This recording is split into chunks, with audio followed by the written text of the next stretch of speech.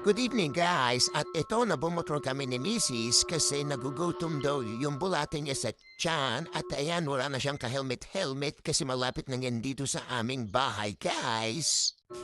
Giting tagumpay na nga ako dyan guys kasi gutom na ako at andito na kami ngayon guys sa Doc Wings Main Tundo sa 29061 doon na gagalangin. Doc Wings Tundo, baka naman. At ito nga pala yung order namin guys, naka-unlimited rice, chicken, drinks, and fries. May cheese stick din sila guys.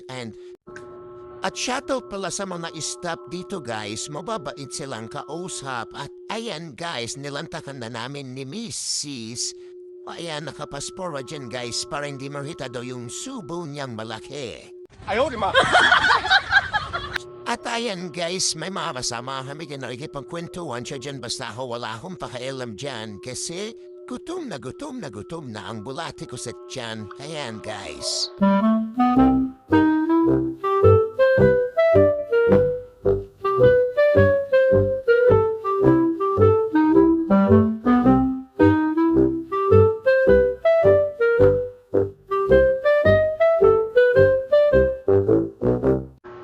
At yan nga guys, nagtitingin-tinginan na sila dyan kung mag-order pa raw sila ng chicken at rice kasi nagreklamo na sila na busog na daw sila. Pero laban lang guys.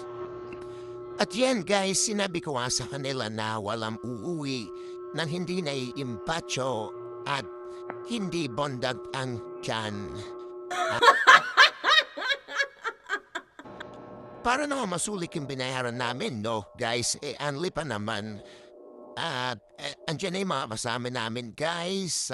Shoutout kay Mano, Jeremiah ng Tundo. Sinama namin yan, guys, ni Mrs. Kasi alam namin malalafas lumamin yung mga yan. At ayan sumidip si Mrs. Kasi order pa daw siya ayan. Tapos na si Mano.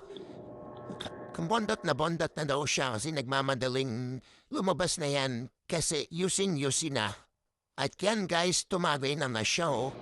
At yan guys, patapos na si Manok niyan kasi tumatawag na daw yung kanyang uyab. Kasi hindi daw siya nag-update at na yan guys, tapos na rin kaming kumain.